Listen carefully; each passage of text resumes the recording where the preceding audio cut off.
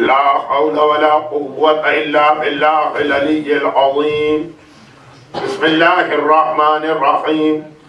الحمد لله الملك الحق المبين رب الشهداء والصديقين، والصلاة والسلام على أشرف الأنبياء وسيد المرسلين خاتم النبيين حبيب إله العالمين شفيع المذنبين ورحمة للعالمين المخاطب بطه وياسين سيدنا ومولانا أبي القاسم محمد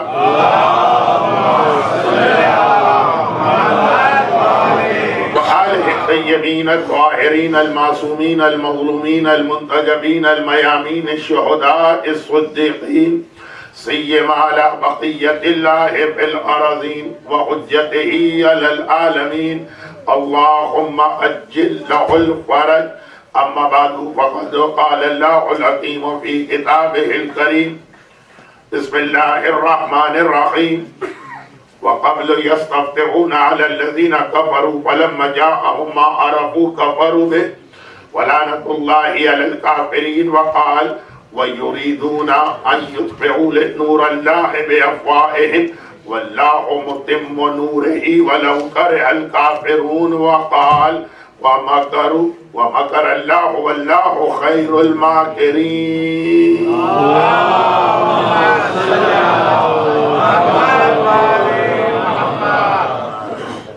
پہلے تو تینوں آیتوں کا خالی ترجمہ.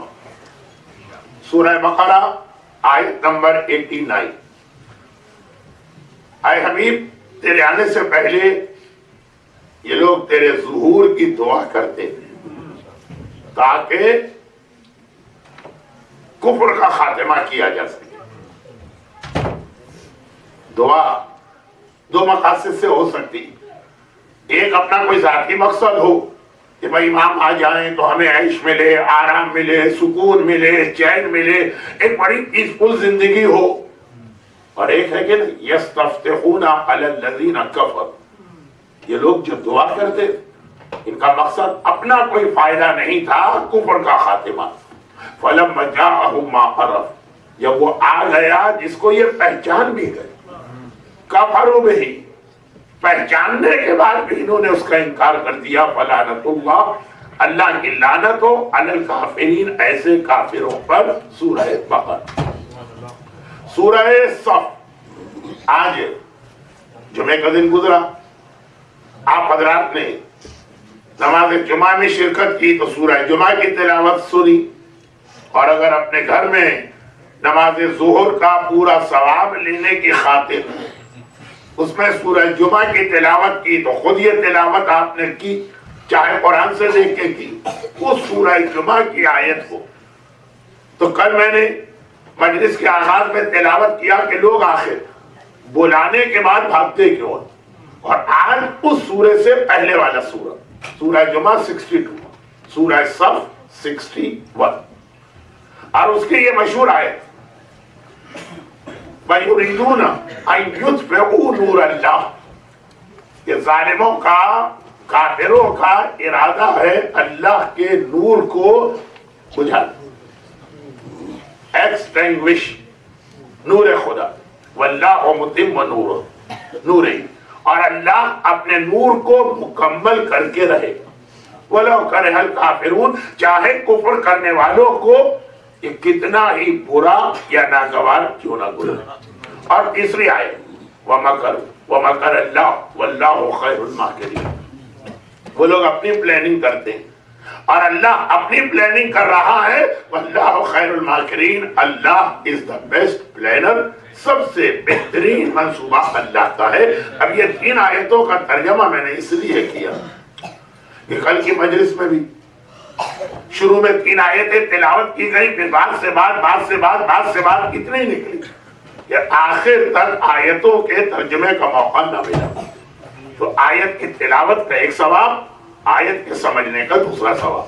اب یہ آیتوں کے ترجمے کے بعد آئیے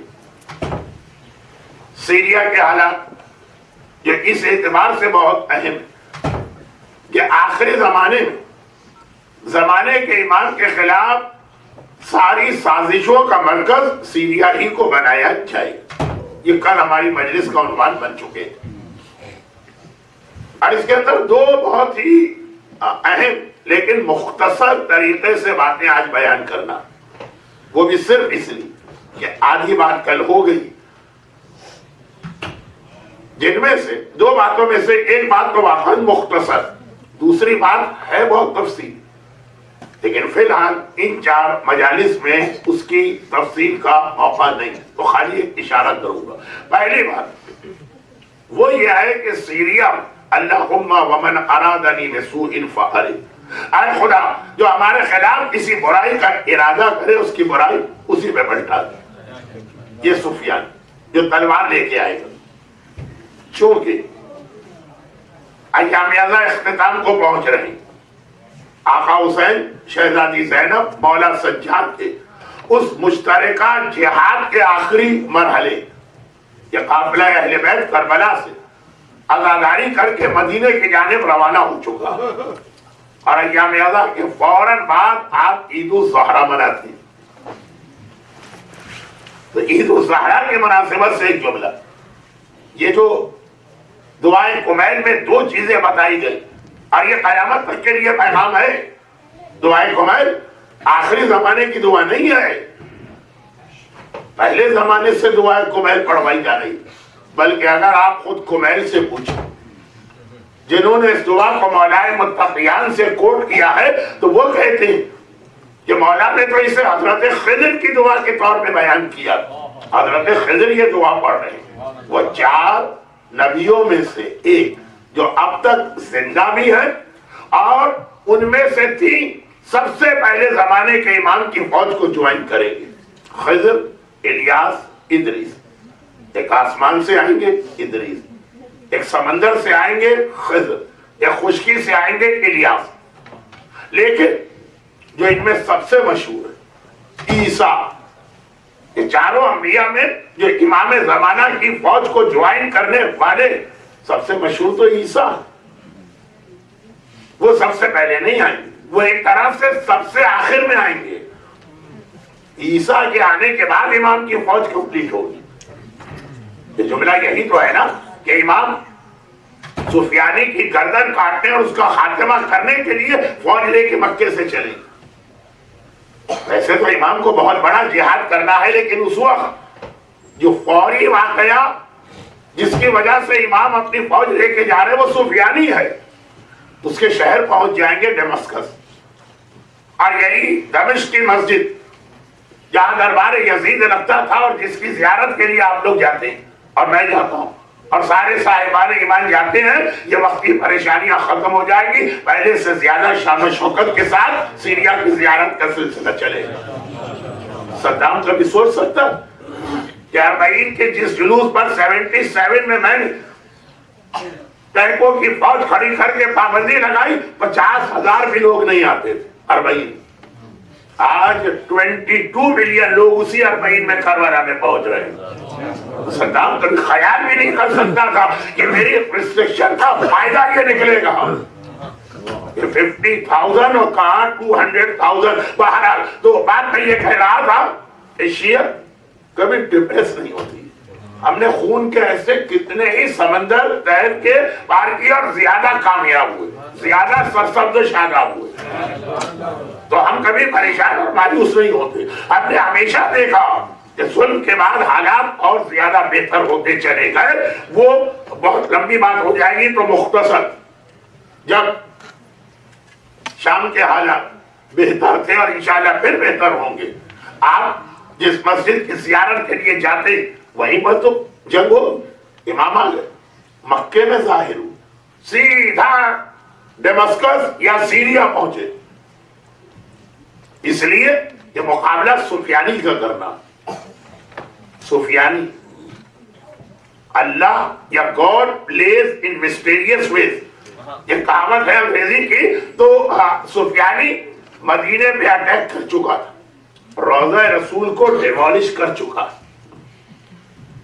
और मक्के की जानिब उसकी आर्मी जा रही है खाने खुदा पे अटैक करने।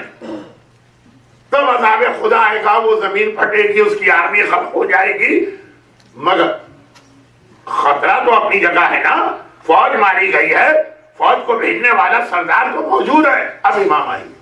اور یہ جو میں نے کہا گاڈ یا اللہ پلیز ان مسٹیریس ویز، یہ ایک جملہ کہہ کے ابھی آگے بڑھ رہا ہوں کیونکہ اس سال کا میرا موضوع زمانے کے امام کے حالات نہیں ہے، تو اس لیے تو جملہ زمانے کے امام کو آنے کے بعد مدینے کی مسجد النبوی میں کافی چینجز کرنا۔ اب اگر امام آ کے خود یہ چینجز کرتے تو ایک ہنگامہ ہو جاتا عالم اسلام میں۔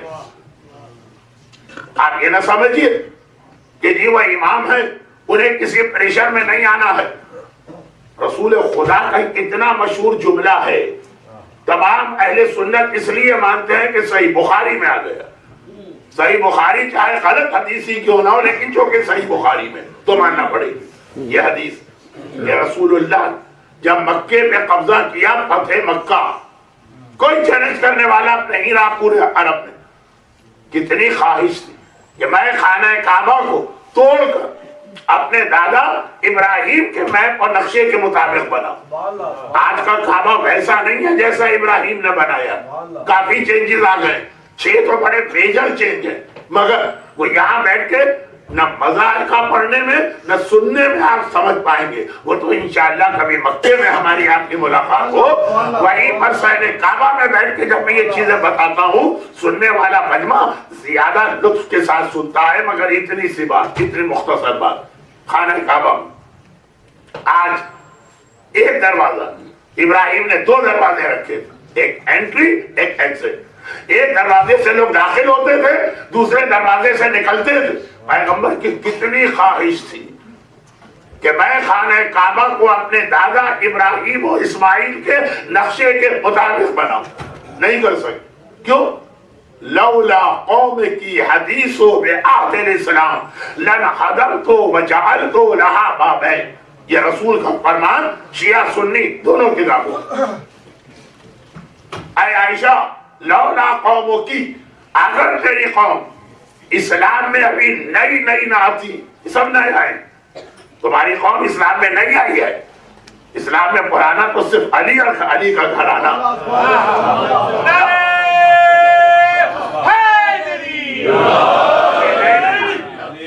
مسلمان ہونے کے باوجود ابھی تک دل میں پرانی باتیں جمی ہوئی ہیں۔ اگر تیری قوم نئی مسلمان نہ ہوتی، لنہدمت، میں خانہ کعبہ کو منہدم کرتا اور ڈیمولش کرتا، وجعلت لها بابین، اور اس کے لیے 2 دروازے بناتا۔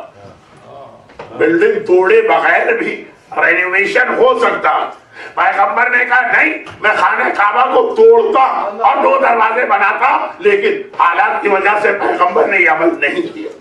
کہا کاش، اب ایک فارمولہ اور سن لیجئے، بات سے بات نکل رہی، میں کہاں جا رہا ہوں، لیکن بہت جلدی واپس آنا ہے کیونکہ آج کا موضوع بہت بڑا۔ کاش تیری قوم نئی نہ ہوتی تو میں خانہ کعبہ کو توڑتا اور 2 دروازے بناتا۔ اب ایک فارمولہ سن، جب کبھی کسی معصوم کے کلام میں لفظ کاش آ جائے، وہ جتنے کاش ہیں سب کو پورا کرنے والے کا نام ہے امام زمان۔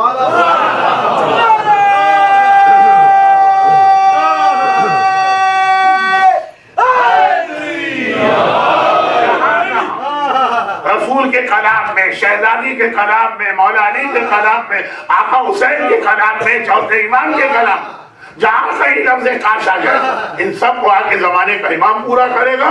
پیغمبر نے کہا کاش میں خانہ کعبہ کے 2 دروازے بناتا، زمانے کا امام خانہ خدا کو دوبارہ بنائے گا، مگر یاد رکھیے کہ خالی یہ نہیں ہے، تو خانہ خدا میں تبدیلی رسول کے زمانے میں ہو گئی۔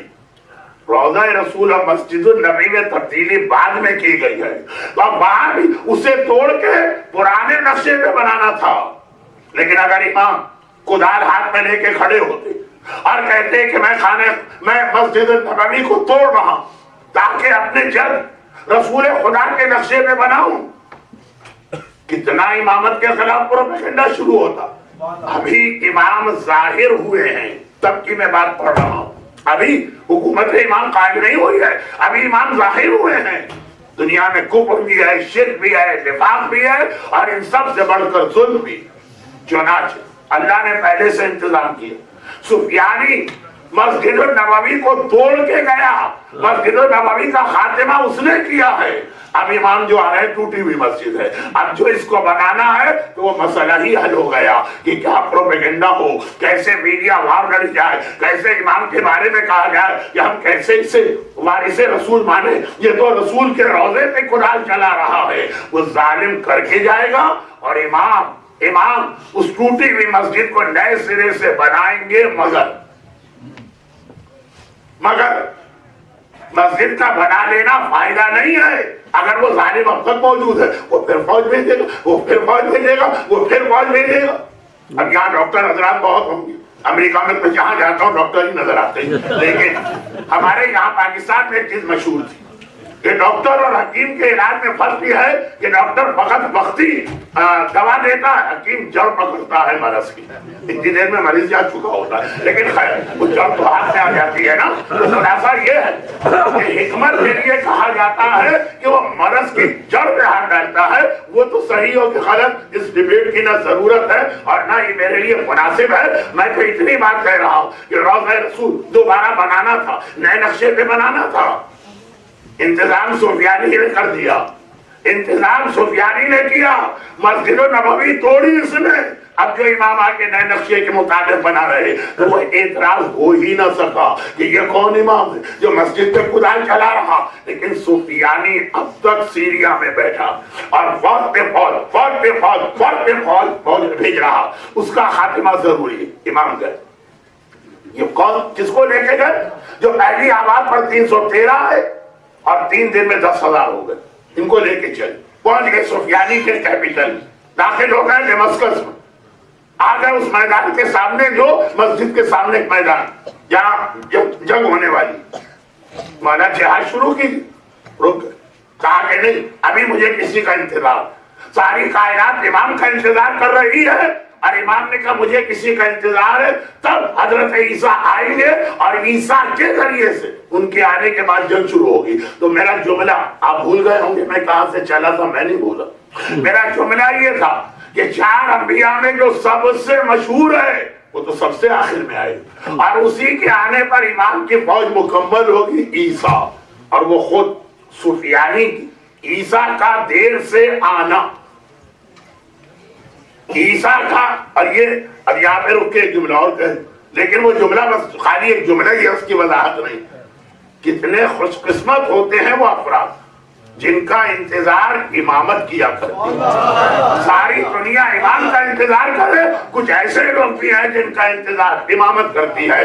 ईसा तो फिर भी समझ में आ रहे हैं, मासूम नबी है। वैसे फरानी का वाकया भी कभी पढ़िएगा। सिफ़ीन की लड़ाई के लिए मौला जा रहे हैं, सारा लश्कर तैयार, और बहुत जल्दी मौला को लश्कर लेके जाना पड़ गया क्योंकि वो जो आजकल भी एक मुसीबत और आफत है, स्टार्स क्या कहते, तो वो जो एक नजूमी था जिसने कह दिया था मौला ये सितारा इस वक्त अच्छा नहीं है, इसलिए थोड़ा ठहर के जाइए।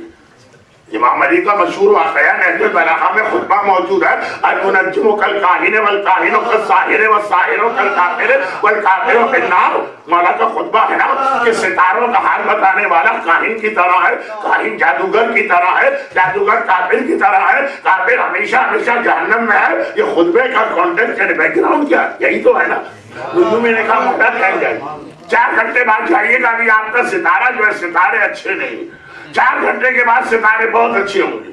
मौला ने कहा मुझे जाना ही 4 घंटे के बाद था, लेकिन तू ने ऐसी बात कह दी है, अब हमें इसी वक्त जाना, इसी लम्हे जाना, इसी सेकंड पे जाना। तेरा भरोसा सितारे पर है, हमारा भरोसा अल्लाह पर है। अरे अली से सितारे की बात कर रहा जिसके दरवाजे पे सितारा उतर के सिजदा किया।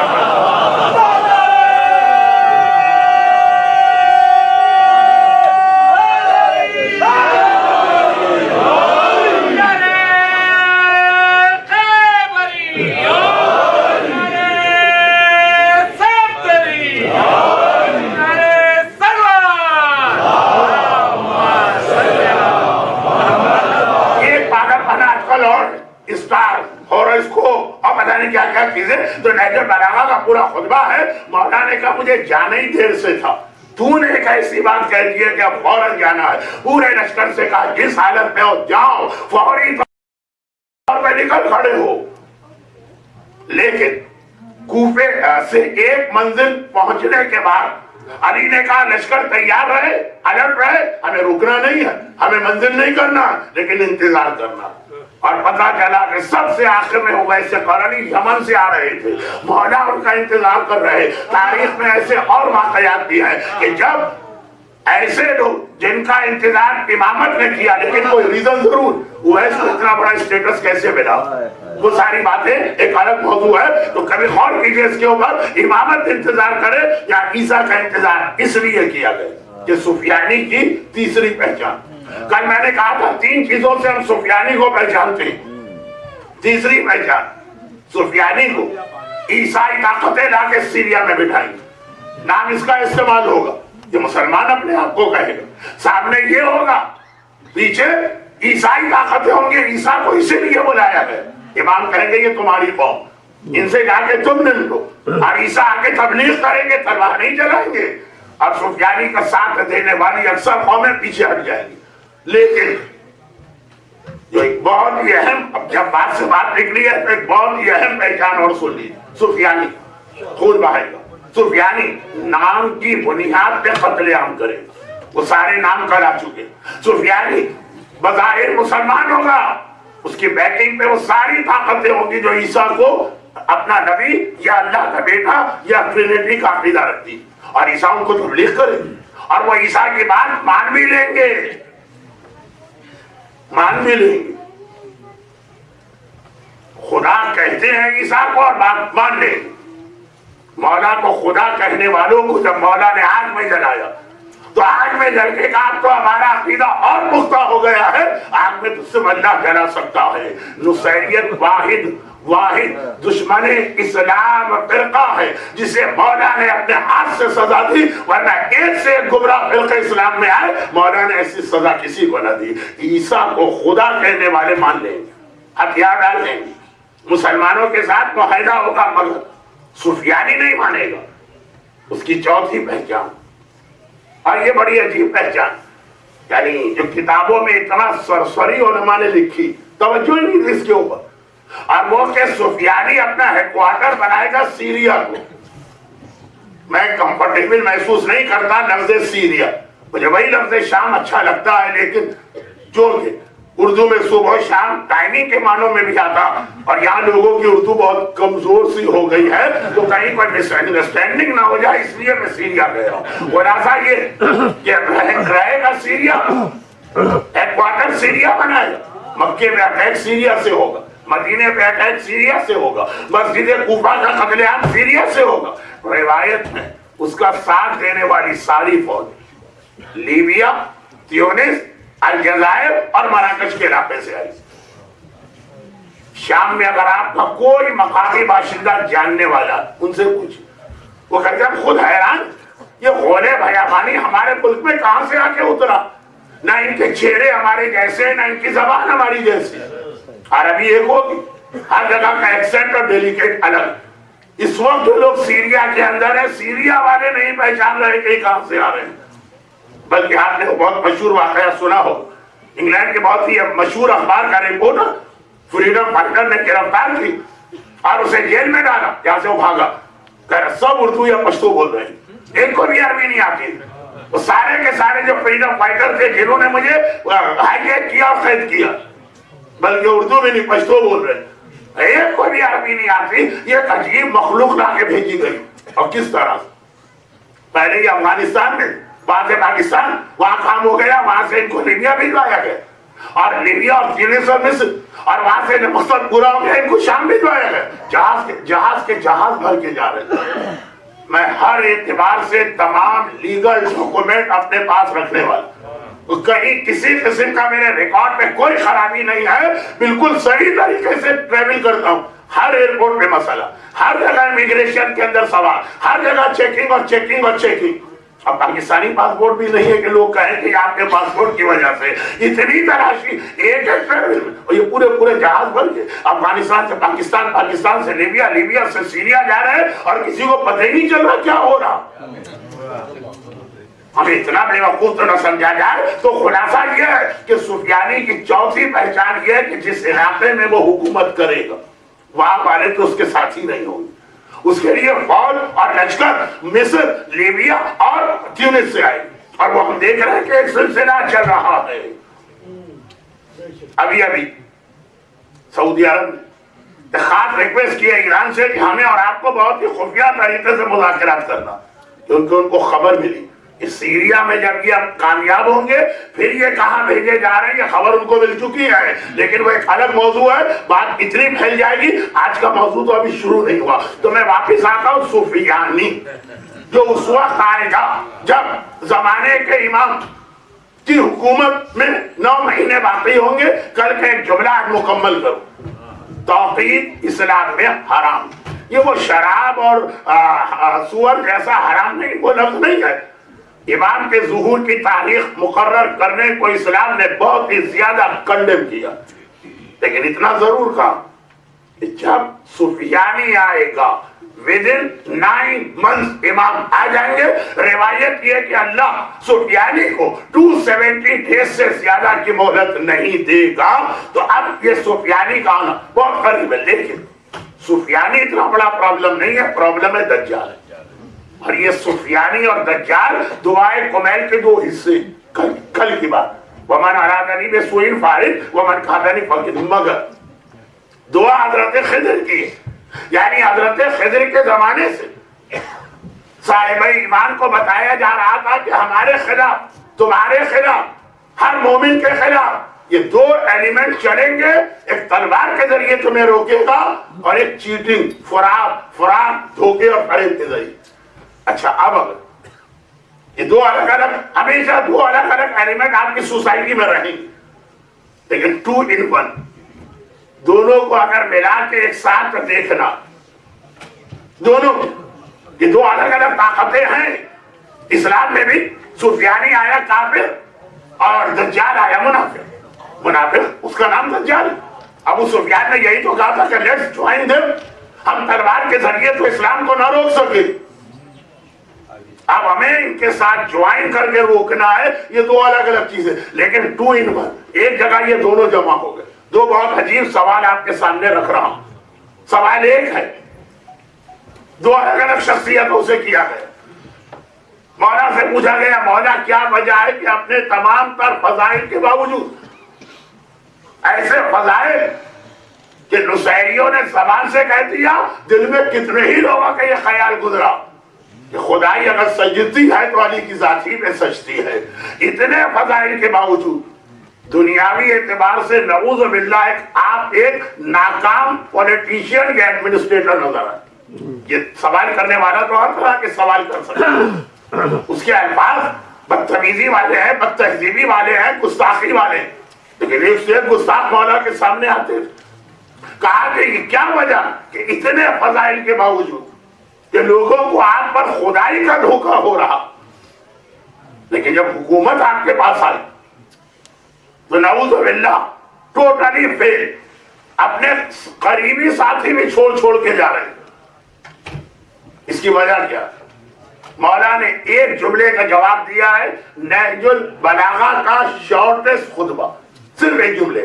یہ خطبہ سید رضی نے اسے پارٹ 3 میں نہیں لکھا، پارٹ 1 میں لکھا ہے خطبہ، ایک جملہ۔ اور یہ سوال ایک بار معاویہ سے بھی کیا گیا کہ کیا وجہ ہے کہ اپنی تمام تر نجاست ہو، رسالت ہو، خباثت ہو، ایسے گھنونے فیملی بیک گراؤنڈ، اس کے باوجود تو اتنا کامیاب ہے۔ عالم اسلام تیرے ہاتھ میں آ گیا، 20 سال خالی ایک اس آدمی نے مسلمانوں پہ حکومت کی، کوئی بولنے والا نہیں۔ اب پوچھا جا رہا ہے تیری کامیابی، اچھا کامیابی اور ناکامی جو لوگ سوال کر رہے ہیں ان کے پاس دنیاوی سٹینڈرڈ، اب وہ وقت نہیں ہے کہ میں ہر چیز جملے کی وضاحت کروں، تو بہت ساری چیزیں آپ حضرات جو یقیناً مجھ سے زیادہ سمجھدار ہیں آپ حضرات کی عقل پہ چھوڑ لو. دو سوال دونوں کے مختصر جواب، یہ میں کہاں سے آ گیا اس ٹاپک میں؟ معاویہ کے جواب سے. لیکن بات کمپلیٹ کرنے کے لیے مولا کا جواب بھی نقل کر رہا ہوں، کیونکہ پرسوں علی کے جاننے والے انتہائی خوشی کے عالم میں ہوں گے مگر علی کا جواب ابھی سے یاد کی. بولا اپنے تمام تر فضائل کمالات اور سروسز کے ساتھ، خالی ایسا نہیں ہے کہ علی گھر میں بیٹھے اور اللہ فضیلت دے رہا، علی نے اسلام کے لیے قربانیاں کتنی دی، ان سب کے باوجود آپ ناکام کیوں؟ مولا کا جواب ایک جملہ ہے نہج البلاغہ کا شارٹیسٹ خطبہ، لولا التقیٰ لکنت اضحیٰ الناس. مجھے کچھ ایسا لگ رہا کہ اب جو لوگ آ رہے ہیں ان کو ذرا سی تکلیف ہو رہی ہے جگہ ملنے میں، اور آگے اتنی جگہ ہے، اتنی جگہ ہے کس کے لیے؟ بسم اللہ.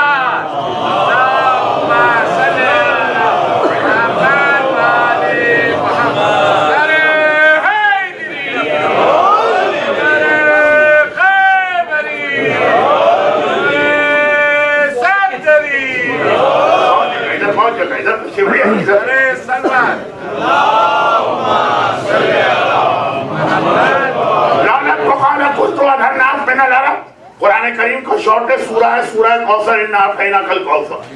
نہج البلاغہ کا شارٹیسٹ خطبہ یہ ایک جملہ ہے، بس سنی، شروع ہوا اور ختم ہو گیا. لولا التقیٰ لکنت اضحیٰ الناس من العرب. ختم، خطبہ مکمل. کہا اگر تقویٰ اور خوف خدا نہ ہوتا تو عرب میں مجھ سے بڑا پولیٹیشین کوئی نہ ہوتا.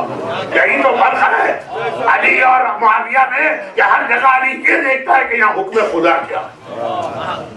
علی کے چاہنے والے، بس ایک جملہ بہت مبہم کر کے آگے بڑھ رہا ہوں کیونکہ اس کی تفصیل میں گیا تو پھر میرا موضوع بدل جائے گا. وہ یہ ہے کہ علی کے چاہنے والے بھی علی کی طرح غم کا موقع تب بھی دیکھتے ہیں غم کس طرح منانا ہے خدا کیا بتا رہا، اور خوشی کا موقع تب بھی دیکھتے ہیں کہ خوشی کس طرح منانا ہے خدا کیا طریقہ بتا رہا. میرا مولا کہہ رہا کہ میرا مسئلہ خوف خدا اور تقویٰ ہے. لولا التقیٰ، اگر یہ تقویٰ نہ ہوتا لکنت اضحیٰ الناس من العرب، عرب میں مجھ سے بڑا سیاستدان کوئی نہ ہوتا. اب معاویہ کا جواب سنیے، وہ ہے میرے اصل موضوع. 2 in 1 اللہم ومن ارادنی بسوء فارد ومن کادنی فقید. تم کیسے اتنے کامیاب ہو گئے؟ تمہارے پاس ہے کیا چیز؟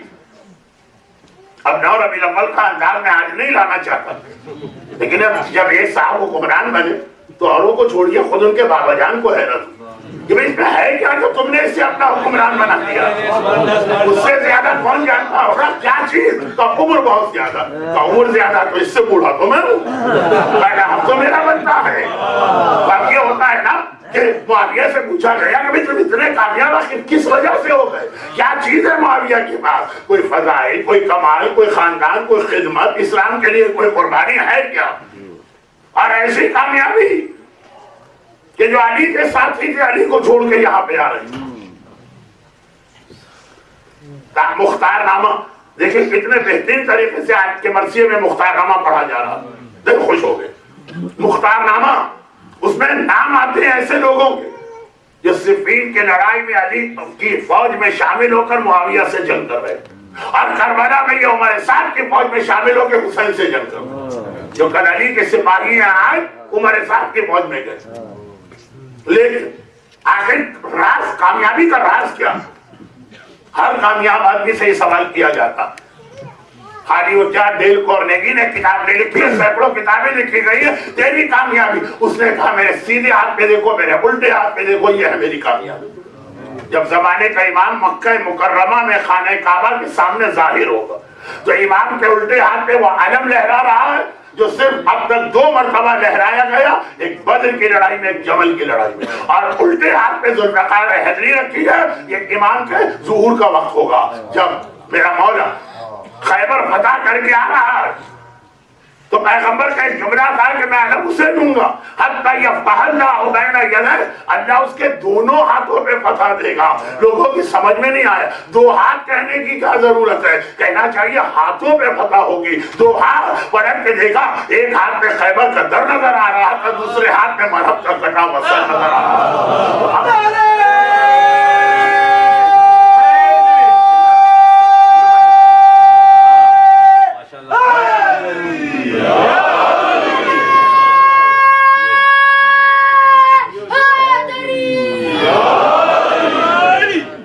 के दो हाथ देखे, इमाम ज़माना के दो हाथ देखे, अब आइए। और आने के बाद मुआविया कहा मेरे सीधे हाथ पे देखो, उल्टे हाथ पे देखो। सीधे हाथ पे अशरफियों की भरी हुई थैली रखी है, उल्टे हाथ के ऊपर नंगी तलवार रखी है। कहा आधे आदमियों का ईमान खरीदता हूँ दौलत के जरिए, आधे आदमियों का ईमान खरीदता हूँ उनकी गर्दनें काट कर। मेरा आधा काम ये दौलत करती है, आधा काम ये जुल्म और ताकत करती है, ये 2 in 1 है। आधा काम दौलत करती है, इसका नाम है दज्जाल। आधा काम तलवार करती है, इसका नाम है सुफयानी। आदम से लेकर क़यामत तक अल्लाह को 2 नुमाइंदे बनाना पड़े। मुआविया इतना बड़ा फनकार था कि दोनों उसके अंदर आके जमा हो गए। लेकिन ये मसला कि कहीं दौलत का मतलब मकर, फरेब, धोखा, फराड, और कहीं पे तलवार यानी जुल्म, सितम। या आखिरी जमाने में सुफियानी और दज्जाल बन के हमारे सामने आएंगे। और सुफियानी के हवाले से ये बात बहुत अहम बताई गई कि उसका साथ देने वाली फौज खुद सीरिया की नहीं होगी, जो उसकी बैटिंग करने वाले वो मगरिब से आएंगे, उन्हें ईसा कन्विंस करेंगे और उनकी अक्सरियत मान लेंगे। लेकिन उसका साथ देने वाली फौजें जो मैदान में उसके साथ लड़ेंगी, ये वो वहशी खूंखार जिनके क्लिप आपको इस वक्त यूट्यूब पर नजर आ रहे हैं और आप देख भी नहीं पा रहे। मुझे मालूम आप शुरू करते होंगे तो 4 सेकंड देखने के बाद उसको बंद कर देते होंगे। और एक आखिरी बात इस हवाले से सुफियानी के लिए ये कहना थी, इस आखिरी बात के लिए मैंने कहा इसका वक्त नहीं, बहुत लंबी बात हो जाए। और वो ये ज़ुहूर इमाम से रिलेटेड जितने भी हालात, अब मैं अपना मौजू मेरा इमाम ज़माना नहीं है, मैं 4 दफा ऐलान कर चुका हूँ। बज़ाहिर यही लग रहा है नहीं, वो शुरू हो रहा है इसी आखिरी बात से। और वो ये कि ज़ुहूर इमाम से रिलेटेड जितनी रिवायतों में नाम आते हैं, नाम वो इंतहाई ज़ईफ रिवायतें हैं, इतनी ज़ईफ कि उसे तकरीबन आप फैब्रिकेटेड रिवायत का स्टेटस दे सकते हैं। जहां भी नाम आते, नाम वाली रिवायत, मसलन पहली फौज में 313 होंगे, उन 313 कुछ नाम ऐसे हैं जो माजी के हैं, वो तो ठीक, मसलन 3 अंबिया, 4 फरिश्ते, असहाबे कहफ वो 7 नौजवान जो अब तक गार में हैं, कौमे मूसा के वो 15 आदमी, ये वाले नाम। और वो जो 14 या 13 औरतों के नाम, ये भी बहुत अजीब बात है। रिवायतों में हर चीज मौजूद है, हमारे पास मालूमात नहीं है तो उसे एक बहुत बड़ा मसला बना लेते हैं। मसलन एक सवाल ये होता है कि मौलाना इमाम ज़माना की फौज में औरतें, उनका जिक्र ही नहीं। जिक्र तो है, आप नहीं सुनती हैं, आप नहीं सुनते हैं। 13 औरतों के नाम भी हैं जो इमाम ज़माना की फौज में माजी भी आएंगी। और 50 औरतों का तस्करा है कि 313 में 50 औरतें इमाम की फौज में एक्टिव पार्टिसिपेशन उनका होगा जिहाद। अब 13 औरतों में एक वो है कि जिसने मर गई और शराब नहीं पी, उम्मे खालिद। एक वो औरत है जो मर गई और अपनी औलाद को आग में जला दिया, मगर फिरौन की बात नहीं सुनी, हिस्कील की बीवी, और कुछ सब नाम वाले वाकयात हालात सब। मगर ये माजी वाले जो उस जमाने के नाम है, सारी रिवायतें तकरीबन गलत समझे। 313 एक लिस्ट है कि ये नाम है उन आदमियों जिनसे फायदा उठाकर बहुत से जालिम हुक्मरानों ने अपनी औलाद के वही नाम रखे। मंसूर ने अपने बेटे का नाम मेहदी रख दिया ताकि ये कहने को मिले कि ये वही मेहदी है जिसके बारे में रसूल ने बताया। खुद मंसूर ने अपना नाम चेंज करके मंसूर रखा, क्योंकि इमाम ज़माना का एक टाइटल है इमाम इन मंसूर। तो आप ये नाम जो वाली रिवायतें गलत, क्योंकि आप ढूंढे आपको अपना या अपने खानदान में से एक आदमी का नाम भी नहीं मिलेगा। और इसी तरह इलाके, फुला शहर से इतने लोग आएंगे, फुला तो सारी रिवायतें गलत। उसको देखिए तो पूरा इंडिया खाली, हैदराबाद से भी कोई नहीं, एक भी नहीं, लखनऊ से एक भी नहीं, लाहौर से एक भी नहीं है, कराची से एक भी नहीं। बहुत ले दे के मकरान और बलूचिस्तान से 2 नाम, क्योंकि जब रिवायत बनाई जा रही थी तो मकरान या बलूचिस्तान वो सूबा था इस्लामी दुनिया का, और ये सारे इलाके जो थे ये कुफरिस्तान कहलाते। तो रिवायत ही बना इस तरह से। جیسے پاکستان میں جاب انٹرویو کے لیے ریکوائرمنٹ بنائی سرا جاتی ہے کہ صرف ہمارے بھتیجے پہ وہ ساری باتیں پوری ہو جاتی ہیں، تو روایت بنائی اسی طرح کی، تو نام اور علاقے والی روایتیں غلط ہیں۔ چنانچہ یہ سفیانی کے اعتبار سے بھی یاد رکھیے کہ سفیانی کوئی نام نہیں ہے، نسبت، یعنی ابو سفیان جیسا مزاج رکھنے والا، کبھی ایسا ہوتا ہے کہ خاندان ابو سفیان کا ہو اور اتنا اچھا نکلتا ہے جیسے یزید کا بیٹا، اور کبھی کسی مومن کا گھرانہ ہوتا ہے اور آدمی اتنا برا نکلتا۔ یہ بڑا بڑا بڑا سینسیٹیو ایشو ہے، اسے میں چھیڑوں گا ضرور لیکن آج نہیں۔ اب میں جو یہاں پہ پہنچا نا، اس جملے سے اصل بات شروع ہو رہی ہے، اور وہ جملہ بھی ذہن میں رکھیے گا کہ ایمان کے لشکر میں 13 عورتوں کے نام بھی۔ یہ جو بات ہے کہ کبھی مومن کا گھر ہو، ساتویں امام کو ہارون رشید نے 14 سال قید رکھا، کس کے کہنے پر؟ یعنی وہ تو اس کا اپنا ظلم تھا، گواہی کہاں سے لی اس نے؟ ایسا یہ ظالم حکمران بھی ایسے اٹھ پٹانگ قسم کے کام نہیں کرتے، فائل کا پیٹ ضرور بھرا کرتے ہیں۔ فتویٰ کو یزید کو بھی لینا پڑا تھا قاضی شرح سے۔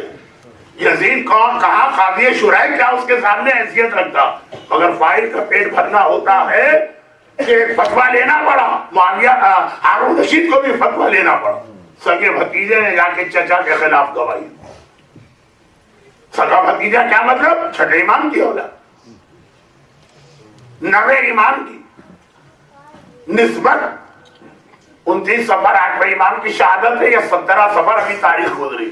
کل جو میں اپنا پرابلم بتلا رہا تھا نا کہ ربیع الاول کی یہ تاریخ ہے، 9ویں امام کی امامت ابھی جسٹ شروع ہوئی ہے۔ اگر 29 صفر کو 8ویں امام کی شہادت ہوئی ہے تو یہ 9ویں امام کی امامت کا پہلا ویک گزر رہا۔ 9ویں امام کو 8ویں امام کا بیٹا ماننے سے انکار کر دی، ہم نہیں مانتے یہ ان کا بیٹا ہی نہیں، ایڈاپٹ کیا۔ اور یہ کس نے کہا؟ یہ سگی پھوپھیوں نے کہا اور یہ سگے چچاؤں نے کہا۔ ایک معصومہ قوم نے اپنے بھائی کا ساتھ دیا اور ایک بڑا اسٹینڈ لیا۔ معصومہ قوم کے حالات میں یہ واقعہ بھی، 9ویں امام کو اپنا بھتیجا مانتی رہی، کہتی رہی، مگر اور بہن اور بھائی، 9ویں امام کی امامت تو بات کی چیز ہے،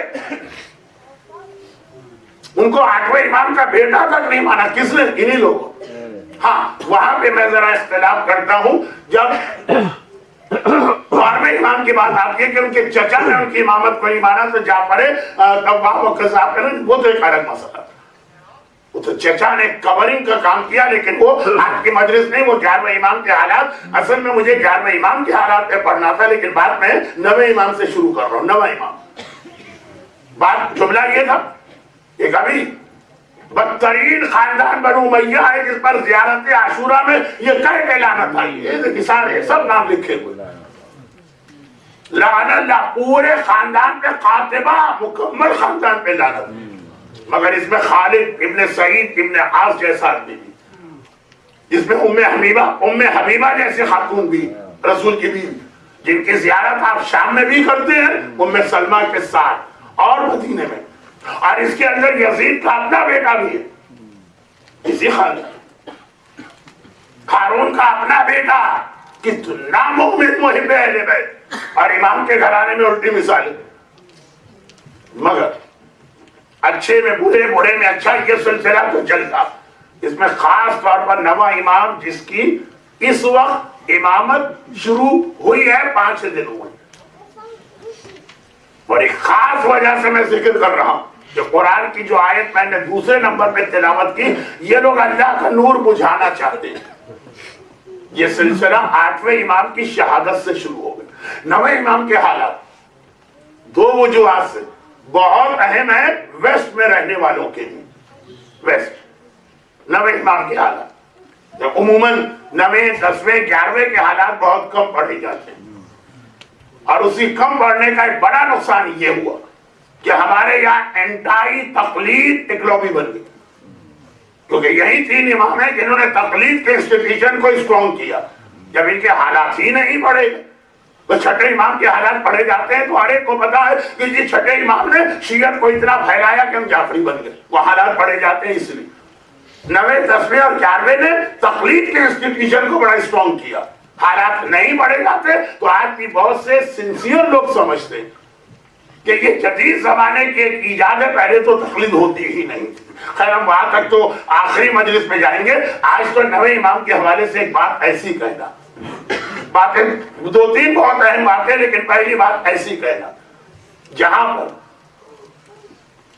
مومن اور مامون رشید جیسا ظالم دونوں کی مینٹلٹی یا تھنکنگ ایک ہو جاتی، یہ نہیں ہونا چاہیے۔ آٹھویں امام کو زہر دے کے شہید جو کیا، اس کے بارے میں آپ لاسٹ ویک علماء سے سن چکے ہیں، یا کچھ جگہوں پہ 17 صفر کو آٹھویں امام کی شہادت، وہ آپ وہاں سن چکے ہیں۔ نویں امام کو بلا کر اپنی بیٹی کی شادی نویں سے کی، باپ کو زہر دے کے شہید کر رہا، اور بیٹے کو بلا کر اپنی بیٹی کی شادی کر کے داماد بنا رہا۔ یہ ظالم بادشاہ حکمران، ان کے سامنے رشتوں کی کوئی اہمیت نہیں ہوتی۔ صدام نے بھی تو اپنے 2 دامادوں کو کس طریقے سے واصل جہنم کیا، اس لیے جو داماد بھی ایسے ہی تھا۔ انہی میں کمال حسین تھا نا، جس نے 91 میں کربلا پہ جب اٹیک کیا تھا تو پہلا ٹینک لے کے روضہ امام مظلوم پر پہنچا، اور یہ کہہ کے اٹیک کیا تھا کہ تو بھی حسین ہے، میں بھی حسین ہوں، آج دیکھنا کون حسین جیتتا۔ وہ اپنے خضر کے ہاتھ اتنی ذلت کی موت مارا گیا، لیکن بات یہ ہو رہی تھی کہ یہ خونی رشتے اور بیٹی کا سہاگ اور بہن کا دوپٹہ یہ پنجابی فلموں میں تو اچھا لگتا ہے، لیکن ان حکمرانوں کے پاس جس کی کوئی گنجائش نہیں۔ لیکن پھر ایک خاص وجہ تھی کہ اس نے نویں امام کو اپنا داماد بنایا۔ 3 وجوہات، بہت اہم بات میں کہہ رہا ہوں، یہ 2 چیزیں، یہ شادی کرنے سے مقصد تھا نور خدا کو بجھانا، اور شادی کرنے سے مقصد تھا وَمَكَرُوا وَمَكَرَ اللَّهُ وَاللَّهُ خَيْرُ الْمَاكِرِينَ۔ یہ دونوں چیزیں نویں امام کی اس شادی میں، جس سے میں 11ویں امام تک جا رہا ہوں۔ کیا مطلب؟ یہ کہاں ایک دم سے بے دکھی باتیں کہاں سے آگے سنی۔ ظالم حکمرانوں کو اچھی طرح سے معلوم ہے کہ پیغمبر کی مشہور ترین حدیث ہے، ان کا اعتقاد بھی ہے کہ 12واں جو ہے وہ ظلم کا خاتمہ کرے، لیکن وہ سوچ بھی نہیں سکتے تھے کہ 12واں اتنے دن غیبت میں رہے گا۔ وہ تو سمجھ رہے تھے 12واں آئے گا اور اگلے دن جہاد شروع۔ تو اب جب 8ویں شہید ہو گئے، انہوں نے کاؤنٹنگ کی، ارے 12واں اتنا قریب آ گیا، 9واں 10واں 11واں پھر 12واں، اب 12ویں سے کسی طرح اپنے آپ کو بچانا۔ اب بہت سارے طریقے اختیار کیے گئے، 9ویں اور 10ویں اور 11ویں کی زندگی پڑھتے وقت یہ جملہ بھی ذہن میں رکھیے کہ ان کے خلاف بھی ظالم ظلم کر رہے ہیں، اور ایک مقصد ہے کہ 12ویں کو کسی طرح روکا جائے۔ تو مامون نے اپنی طرف سے یہ سوچا کہ میں شادی کروں گا اپنی بیٹی کی 9ویں سے، تو پھر انہی کے یہاں تو 12واں پیدا ہوگا۔ یہ 9ویں ہیں، لیکن ساری چیزیں ان کو معلوم ہے، کون امام ہے، اس کا کیا نمبر ہے، اس کے بعد کتنے باقی ہیں، کا بیٹا پیدا ہوگا تو وہ تو میری بیٹی کا بیٹا ہوا، تو میں تو اس کا نانا بن گیا۔ بھئی جیسے ہمارے یہاں اردو کہانیوں میں یہ کہا جاتا تھا، فیری ٹیلز، کہ اگر کوئی جن آپ کو پکڑ لے، کوئی جن پکڑ لے، ہمارے بچیوں پر جن بہت آیا کرتے تھے، لیکن وہ تو چھوڑیں، وہ جن اتارنے والا خود ایک مسئلہ بن جاتا تھا، اسے کیسے اتارا جائے، لیکن بات یہ ہو رہی ہے کہ مثلا کوئی جن پکڑ لے، اس سے اتنا کہہ دیجئے مامو سلام، وہ کہے گا خاک کھاؤں، مٹی کھاؤں، دھول کھاؤں، بھانجے کو کیا کھاؤں۔ مامو بھانجے کا رشتہ ایسا محبت کا رشتہ ہوتا، تو کہا کہ میں تو اس کا نانا بن جاؤں گا۔ اب اسے کیا پتا ہماری قوم نانا کی کیا قیادت بناتی ہے، لیکن نانا میں فرق، جو ایسا نانا ہوتا ہے نا ویسے ہی سلوک کا اختیار ہوتا ہے۔ تو اس نے یہ کہا کہ میں تو نانا بن جاؤں گا، زمانے کے امام کا میں نانا بن جاؤں گا تو وہ سارے ظالموں کا خاتمہ کرے گا، میں تو اس کا اپنا نانا ہوں گا، میں تو اس کا اپنا جد ہوں گا، وہ میرے خلاف کیا کہے گا، یہ مامون سوچ رہا ہے۔ بہت سے مومن بھی یہی سوچ رہے، بھائی امام آ جائیں گے پھر تو ہمارے لیے کوئی پرابلم ہی نہیں ہے، جو رہا سہا حجاب ہے وہ بھی ختم کر دیں گے، جو رہی صحیح نماز ہے وہ بھی ختم کر دیں گے، جو رہی صحیح داڑیاں ہیں، ابھی کچھ داڑیاں ہیں کہ مائکروسکوپ سے ڈھونڈی جائے تو مل جاتی ہے، کہا کہ یہ بھی ختم کر دیں گے۔ بھائی ہمارے امام کی حکومت ہے، हमने इतने साल जुल्म और तशद्दुद में गुजारे हैं, अब हमारे ऐश होने चाहिए, अब हमारे आराम होना चाहिए। इमाम सबको सजा देंगे, चाहने वालों को हर गलती को इग्नोर करेंगे। यही ख्याल जहन में रख के कुछ लोग कयामत की भी तैयारी कर रहे हैं। बड़े से बड़ा गुनाह कर लो, क्योंकि कयामत में साफी कौशल कौन है? अली मुर्तजा। कयामत में पुलिस सिरात पे जाने की परमिशन किसको है? जिसके पास अली का इजाजतनामा हो। कयामत के दिन लवाए हम किसके हाथ में है? अली मुर्तजा। कयामत की मीजान कौन है? अली मुर्तजा। कयामत में हिसाब किताब कौन लेगा? अली मुर्तजा। अरे कयामत में कसीम जन्नत और नार कौन बनने वाला है? अली मुर्तजा। तो कहा कि जब हमारा इमाम, हमारा मौला, हमारा आका, पूरा कयामत उसके पास है, तो डरना क्या गुनाह करके? बकवास करते हैं, गलत कहते हैं वो उलमा जो हमें अज़ाब कब्र या अज़ाब कयामत से डराते हैं। हमें डरने की कोई परवाह नहीं है, हमारा मौला है। यानी अगर मौला के सामने दो बेनमाजी आए, कहेंगे इसको सजा दो, इसलिए कि ये हमारा दुश्मन बेनमाजी है, और इसे जन्नत की 10 हूरें और एक्स्ट्रा दे दो क्योंकि ये हमारा चाहने वाला बेनमाजी है। क्या ये होगा अली का निज़ाम? दो बेहिजाब औरतें आ रही, एक अली के दुश्मन, अली का मुखालिफत करने वाली बेहिजाब, कहेंगे सजा मानो, और एक अली की मानने वाली है, अली कहेंगे छोड़ो मुझे मानती है, इसमें आज कोई हिसाब किताब नहीं है। अली दुनिया में नेकियां बढ़ाने के लिए आए थे कि अली दुनिया में गुनाह बढ़ाने के लिए आए थे? अली का लक़ब इमामुल आसीन है, गुनाहगारों के इमाम, कि इमामुल मुत्तकीन है, मुत्तकियों के इमाम।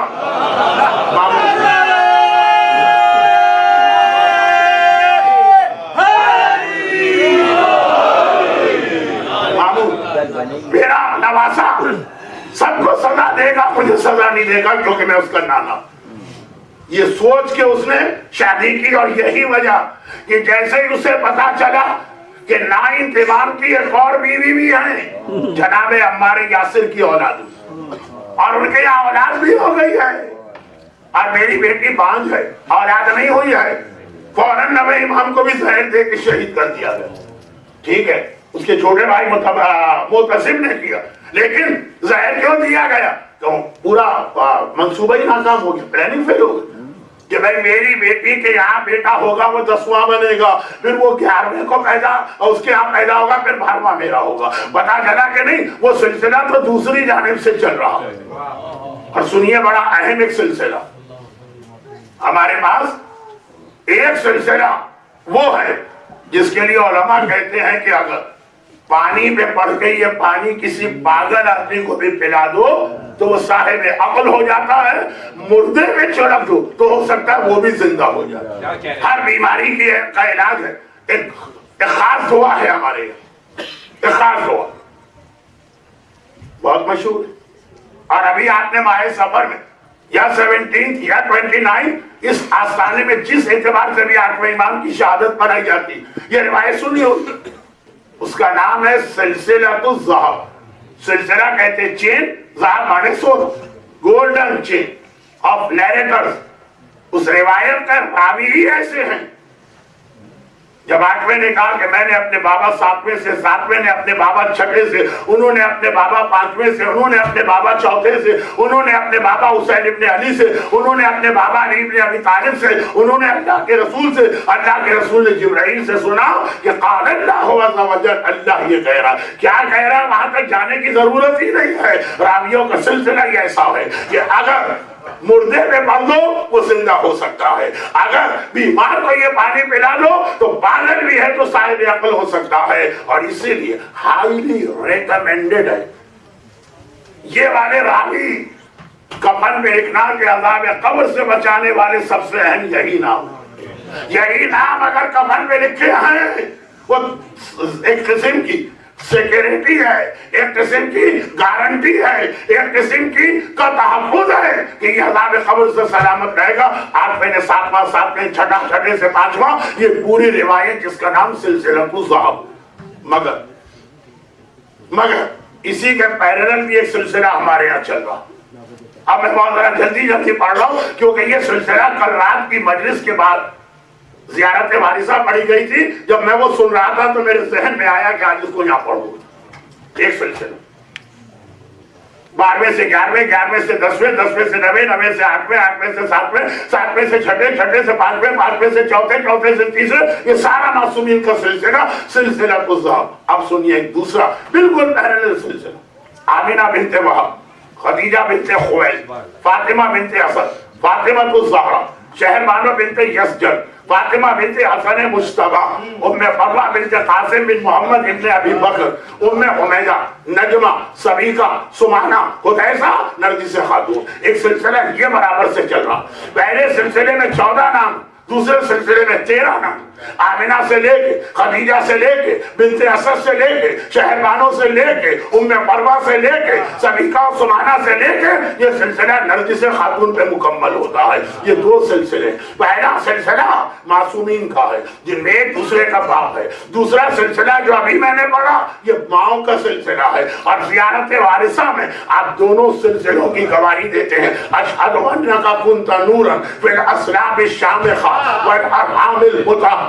मौला मैं गवाही देता हूँ आपके बुजुर्गों का सिलसिला भी पाको पाकीज़ा है। वल अरहामिल मुतहहरा, और आपकी माएँ भी सब के सब ताहिरा और मुतहहरा है। वो कौन माँ है? वो आमिना बिनते वहब रसूल खुदा की माँ, वो फातिमा बिनते असद मौला कायनात की माँ, वो खदीजा बिनते खुवैलिद फातिमा ज़हरा की माँ, वो खुद फातिमा ज़हरा हसन की माँ, हुसैन की माँ, हसन मुश्तबा की बेटी फातिमा हमारे 5वें इमाम की माँ, शहरबानो हमारे 4थे इमाम की माँ, मोहम्मद इब्ने अबी बकर की पोती उम्मे फरवा हमारे 6ठे इमाम की माँ, उम्मे हुमैदा 7वें की माँ, नजमा 8वें की माँ, सोबिका 9वें की माँ, सुमाना 10वें की माँ, हुदैसा 11वें की माँ, और सबसे आखिर में नरगिस आपके इमाम ज़माना की माँ है।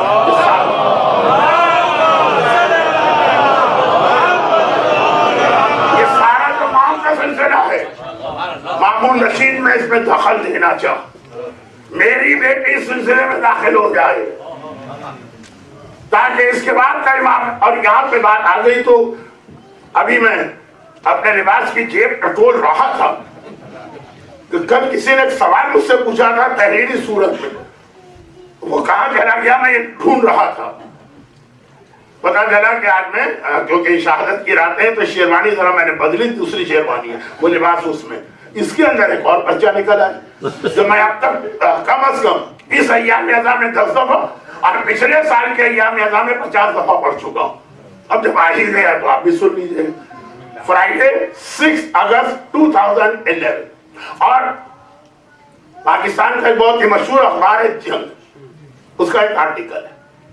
और अगर के अखबारात के आर्टिकल पे मैं कभी भरोसा नहीं करता हूँ, लेकिन बहरहाल 30, 35, 40 साल से मक्का जा रहा हूँ, 200 से ज्यादा मेरी हाजिरी हो चुकी है खाने खुदा की, तो इस वाक़े को मैं ज़ाती तौर पे जानता हूँ। मैं ज़ाती तौर पे जानता हूँ कि वाक़या सच्चा है, लेकिन हवाला इसलिए दिया ताकि दूसरे लोग खैरों के सामने भी आ जाए कि देखिए आज वो पहला सिलसिला है साहब, तो उसके फवाइद, उसका पड़ा हुआ पानी ज़ाफ़रान से प्लेट पे रख के उसका पानी खाने में मिला, इतने उसके फवाइद हैं कि तकरीबन हर पढ़े लिखे शिया को मालूम। तालिब इल्म गबी हो, इम्तिहान में अच्छे नंबर लेना, ये पानी पिला के देगी, बीमार हो ये पानी पिला के देगी। और इसके अलावा लेकिन ये जो एक और सिलसिला मासूमीन की माओ का, मासूम का जुमला अगर तुम्हारी दुआ कहीं कबूल नहीं हो रही तो मां के कब्र पे जाके मांगो।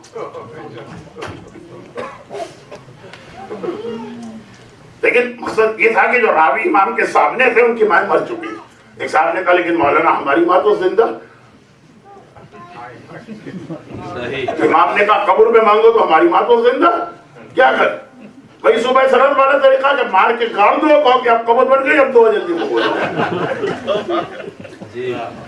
मां चेहरा देख के दुआ मांगो। मौला ने जो मैं लैला से कहा था अकबर शाम की फौज के सबसे ताकतवर पहलवान के सामने आए, तुम दुआ मांगो, क्योंकि अल्लाह औलाद के लिए बाप से ज्यादा मां की दुआ को।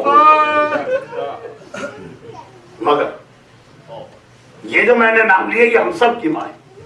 एक तो होती है बायोलॉजिकल मदर, एक है ये उम्मत की मां।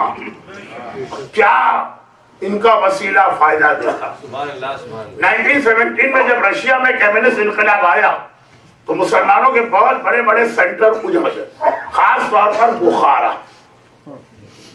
چنانچہ سعودی عرب کی اس وقت کی حکومت نے، یہ حکومت نہیں تھی، وہاں سے آنے والے مہاجرین کو سٹیزن شپ دے کے سعودی عرب میں بسایا، اور آج ان کی 4 5 جنریشن گزر گئی۔ یہ لوگ بخاری کہلاتے ہیں اور اپنے چہرے کی مدد سے پہچان لیے جاتے ہیں، جیسے پاکستان میں جو ہزارہ کمیونٹی پہ ظلم ہو رہا اس کی ایک بڑی وجہ یہ ہے۔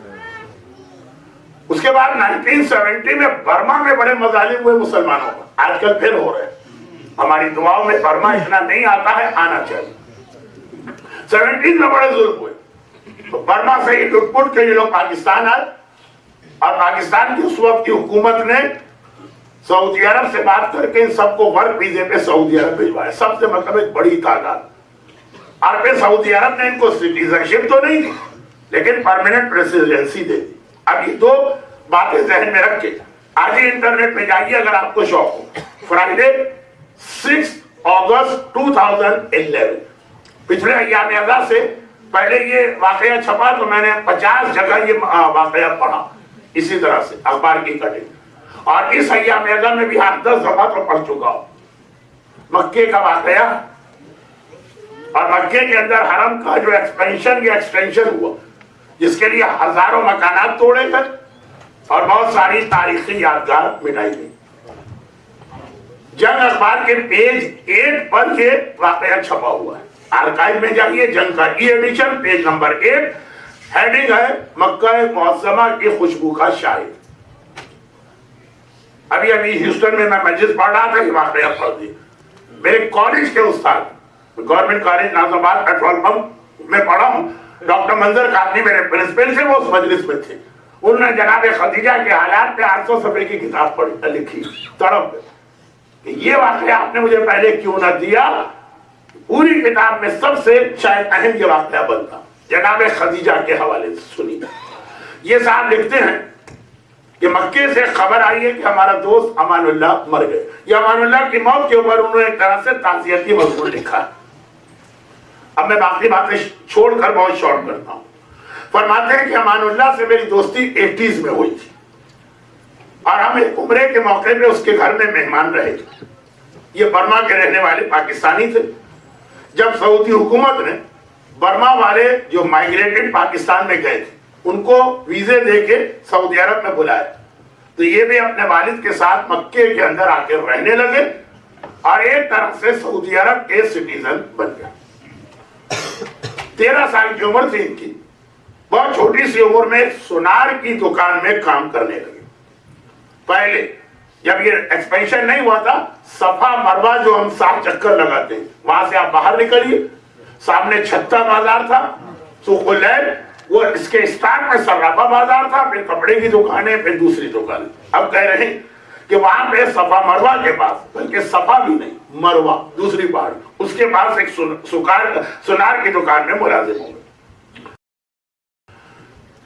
چھوٹا 13 سال کا بچہ، 13 سال کے بچے کا کیا کام ہوتا ہے؟ پاکستان میں ہمارے ایسے بچے کو چھوٹے کہتے ہیں، چھوٹا ذرا پانا اٹھا دینا، چھوٹا ذرا چائے لے آنا، چھوٹے ذرا یہاں پہ مثلا گرد ہے تو کپڑا لگا دینا، یہ میں کام کر رہا ہوں۔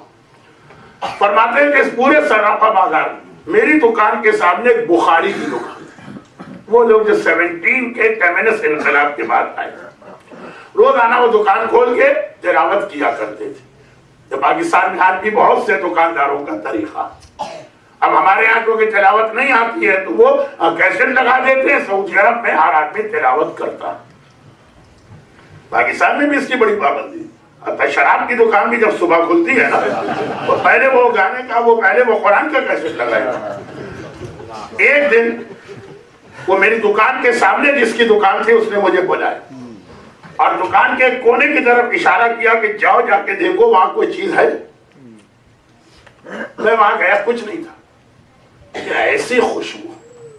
اچھا، سعودی عرب میں لوگوں کو خوشبو کا بھی بہت شوق، اور صفا مروہ کے بالکل سامنے پورا بازار خوشبو کا تھا۔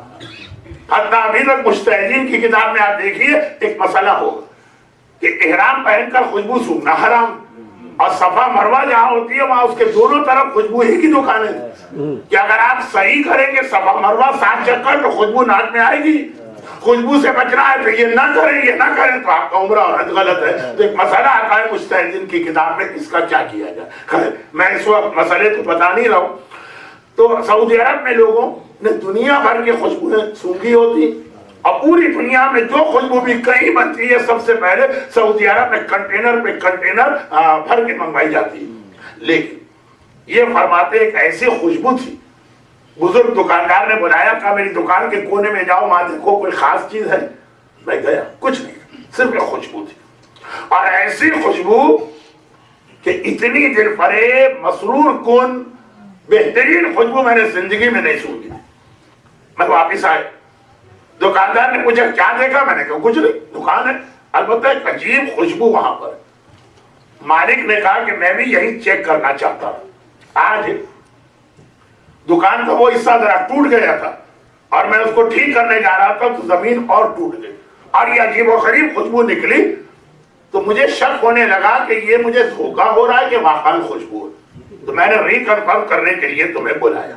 ختم بات, خوشبو سونگی اور واپس اپنی دکان میں آ گیا. ابھی میں آ کے بیٹھا ہوں, خوشبو سونگے میں آدھا گھنٹہ بھی نہیں ہوا ہوگا کہ میری دکان کا اصل مالک آ گیا جہاں میں کام کرتا ہوں, عرب. اس نے کہا کہ بیٹا میرے بچے جوان ہو گئے, سب پروفیشنل بن گئے, کوئی ڈاکٹر, کوئی انجینئر, کوئی پائلٹ, اب یہ دکانداری نہیں کرنا چاہتے. تو آج سے یہ دکان اس طرح سے تیری ہے کہ ساری دکان تیری ہے, کام تو کر, جو پروفٹ ہوگا آدھا تیرا آدھا میرا. دیکھتے دیکھتے 13 سال کا بچہ کروڑ پتی بن گیا. جو چھوٹے کے طور پہ $1 پہ کام کیا کرتا تھا, دکان کا مالک اور پروفٹ میں آدھے کا مالک. اور پتا چلا کہ یہ دکان میں جو سونا ہے اس کے 3 ورک شاپ, 3 کارخانے, وہ بھی اس نے مجھے دے دی. اور جتنا اس میں سونا تھا, ہمارے یہاں پاکستان میں گرام اور تولے کے حساب سے ہوتا ہے, سعودی عرب میں من کے حساب سے ہوتا ہے, من اور سونا, وہ مجھے دے دیا گیا. اب جو بھی مجھے دیکھتا ہے حیران ہوتا ہے, 13 سال کا بچہ بیٹھے بٹھائے, بھائی جیک پاٹ بھی جس کا لگتا ہے تو اس نے ایک ٹکٹ خریدا ہوتا ہے لاٹری کا, اس نے تو کچھ بھی نہیں کیا, بیٹھے بٹھا. اب یہ خود بھی حیران ہے, لیکن صرف ایک چیز سمجھ میں آتی, ادھر میں نے خوشبو سونگی اور ادھر آدھے گھنٹے میں میری تقدیر پلٹی. اب ہر سال اتنا اس کے پاس پیسہ تھا کہ ملینز آف روپے تو یہ خالی زکات میں نکالا کرتا تھا. اب ہوا یہ, اب یہ لکھ رہا کہ جب صفا مروا کے پیچھے, بالکل اینڈ میں آ گیا میں, صفا مروا کے پیچھے, صفا مروا میں اسٹیمپیڈ ہر سال ہونے لگا. شیطانوں کا اسٹیمپیڈ تو مشہور ہو گیا ہے کیونکہ ٹی وی پہ آتا تھا, اس سے زیادہ خطرناک صفا مروا کا تھا. تو حکومت نے ایکسٹینڈ کرنا چاہا اس علاقے کو, ساری دکانیں سارے مکان توڑے. جب وہ ایکسٹینشن ہونے لگا تو امان اللہ کی دکان بھی اس میں آ گئی, اس 13 سال کے بچے. حکومت نے یہ دکان لے لی اور اس کے بدلے میں اس سے 3 بہت ہی عالیشان دکانیں حرم کے بالکل سامنے جو بڑے بڑے سب پلازا بنے, انٹرکون ہوٹل, ہلٹن ہوٹل, زمزم پلازا, اس میں 3 بڑی شاندار دکانیں جن میں سے ہر ایک کی اپنی ویلیو ملین آف سعودی ریال میں تھی, وہ مجھے دے اس دکان کے بدلے میں جو مجھ سے چھین لی گئی. اور پھر یہ دکانیں آہستہ آہستہ توڑی گئی. پہلے میری دکان ٹوٹی, اس کے بعد وہ دکان جس میں نے خوشبو سونگی. جب یہ دکان توڑی گئی تو اس کے نیچے سے حضرت خدیجہ کا گھر نکل آیا. وہ گھر جو 1400 سال سے دنیا کی آنکھوں سے پوشیدہ تھا, وہ گھر, اس کے ستون, اس کے کمرے, حتی انٹرنیٹ پہ بھی اس گھر کی کچھ تصویریں آئی, وہ پورا گھر نکل آیا. تو پتا چلا کہ اس دکان کے نیچے حضرت خدیجہ کا گھر تھا. اس گھر سے آنے والی خوشبو 1 سیکنڈ کے لیے میری ناک میں آئی تھی. تو 13 سال کا یتیم بچہ سعودی عرب میں ملین آف ڈالر کی 3 دکانوں کا مالک بنا, سونے کے 3 ورکشاپ کے کارخانوں کا مالک بنا. منوں کے حساب سے اس کو سونا ملا. اچھا یہ گھر میں نے بہت پہلے دیکھا تھا جب یہ دکانیں نہیں بنی تھی, پھر وہ ماحول بھی دیکھا جب یہ بازار بن گئے. اب دوبارہ میں دیکھ رہا ہوں جب یہ بازار ٹوٹ گیا. میں اپنے حج کے ساتھیوں کو ہمیشہ وہاں پہ لے جاتا تھا, پہلے بھی جب دکان بن گئی تھی تب بھی, اور جب دکان ٹوٹ گئی تب بھی. اور اتنے لوگوں نے میرے ساتھ جو حج یہاں کی زیارت کی ہے سب کا اس چیز پہ اتفاق ہے. یہ ان کا جملہ کہ ہم نے کتنی دعائیں خانہ کعبہ کا پردہ پکڑ کے مانگی وہ قبول نہیں ہوئی، لیکن اس جگہ پہ جو دعا ہم نے مانگی ہے، جب مانگی ہے، جتنی مشکل دعا مانگی ہے، خدیجہ طاہرہ کے گھر میں ہمارے قدم، وہ دعا ہماری فوراً قبول ہوئی ہے. خدیجہ درود بھیجے محمد والا.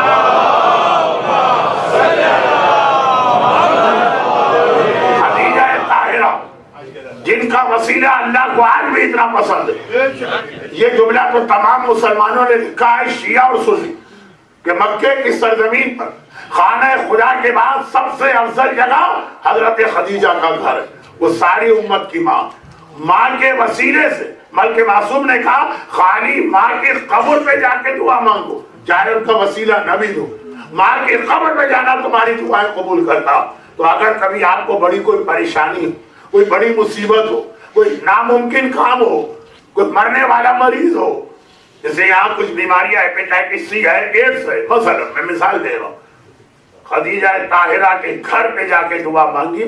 مکے کے پرانے رہنے والے آج بھی آپ کو بتا دیں گے کہ اس جگہ پہ جناب خدیجہ طاہرہ کا مکان تھا، اس لیے کہ جب وہ سب توڑا گیا تو وہاں الیکٹرک پول لگائے گئے. اور سمجھدار لوگوں نے اسی وقت کاؤنٹنگ کر لی تھی کہ مروہ پہاڑی سے کتنے پول کے بعد جناب خدیجہ کا گھر آتا. تو باقاعدہ یہ ایگزیکٹ اور بالکل ایکوریسی کے ساتھ اس کا لوکیشن میں بتا رہا ہوں. جیسے آج کل نجف سے کربلا جو لوگ پیدل جاتے ہیں، یہ سارا سفر پولز کے ذریعے طے ہوتا.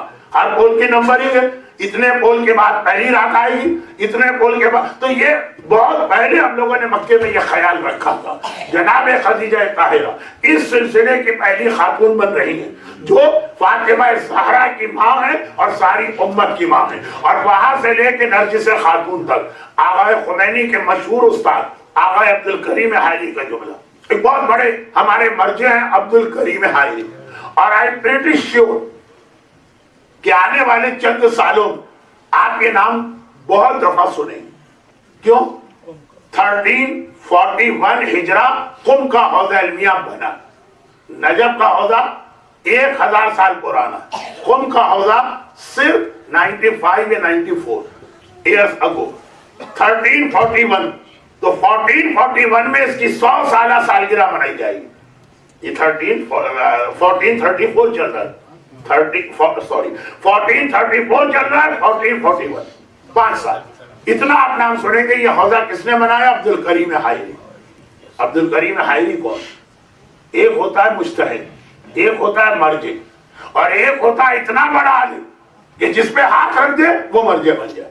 ان کے اسٹوڈنٹس میں Imam Khomeini top of the list. ان کے اسٹوڈنٹ میں آغا گل پائیگانی جن کی ہم نے تخلیق کی. ان کے اسٹوڈنٹ میں آغا عراقی ہیں جن کی تخلیق کی گئی. ان کے اسٹوڈنٹ میں آغا مرشی نجفی ہیں جو خود ایک مرجع تھے اور جن کی لائبریری آج بھی قم کے اندر ایک بے مثال لائبریری. تو اتنے مرجع ان کے اسٹوڈنٹ تھے. عبدالکریم حائری شاہ ایران کے زمانے قم کے اندر ایک چھوٹا مدرسہ چلانا مشکل تھا، انہوں نے حوضہ اسٹیبلش کیا. یہ کہتے ہیں، اب چونکہ میں پورا سلسلہ تو نہیں پڑھ سکتا، خدیجہ اول، نرجس خاتون آخر، اور اس کے بیچ میں پھر 11ویں امام کا ذکر. نرجس خاتون کی شادی کس سے ہوئی؟ 11ویں سے. یہ ہماری کل کی مجلس جو 11ویں امام کے حوالے سے، ڈائریکٹ میں 11ویں پہ جاؤں گا، لیکن یہ آخری جملے فرماتے ہیں کہ ہم لوگ سامرہ میں رہتے تھے. ہماری شیعہ تاریخ میں بہت بڑے مرجع گزرے. آقا شیرازی، بزرگ شیرازی، ویسے تو شیراز میں رہنے والا ہر آدمی شیرازی، جنہوں نے تمباکو حرام ہونے کا فتویٰ دے کر برٹش امپیریلزم کے راستے کو روکا تھا عراق کے اندر، ایران کے اندر، عراق اور ایران کہ آج سے یہ تمباکو حرام. خیر، ان کے زمانے میں حوضہ سامرہ میں تھا اور عبدالکریم حائری ان کے اسٹوڈنٹ. کہہ رہے ہیں کہ ایک دن ہم لوگ اپنے استاد کے پاس پہنچے، شام کا وقت تھا، گرمی بہت تھی، چنانچہ ہم لوگ مکان کی چھت پہ جا کے بیٹھے. آغا افشارقی آئے. معلومات کم ہوتی ہیں تو بلا وجہ کے لوگ اعتراض کرتے ہیں. ایک اعتراض یہ ہوتا ہے کہ پہلے تو ایک ہی مرجع ہوتا، یہ اب یہ 2 4 کیوں ہونے لگے؟ غلط. پوری شیعہ تاریخ میں شیخ طوسی کو چھوڑ کر کوئی زمانہ ایسا نہیں گزرا کہ ایک وقت میں ایک مرجع ہو. ہمیشہ کم سے کم 2 رہے. چنانچہ آج اگر رہبر آغا خامنہی اور آغا سیستانی، پہلے اس سے پہلے آغا خوئی اور آغا خمینی، اس سے پہلے آغا حکیم آغا بروز ہمیشہ دور رہے، تو آغا شیرازی اور آغا افشار کی دونوں بالکل برابر کے مرجع۔ اس وقت سامرہ میں ایک بیماری پھیلی ہوئی تھی، اور یہاں اس وقت ٹورنٹو کے بھی ایک مومن موجود ہے۔ جب میں آج سے 7 یا 8 سال پہلے ٹورنٹو مجلس پڑھنے گیا، 21 سفر مجلس، بالکل آخری مومنٹ میں ممبر پہ پہنچ سکا کیونکہ میری فلائٹ 8 گھنٹے ڈیلے ہو گئی۔ کیوں ڈیلے ہو گئی؟ ٹورنٹو میں ایک بیماری پھیل گئی تھی، سارس۔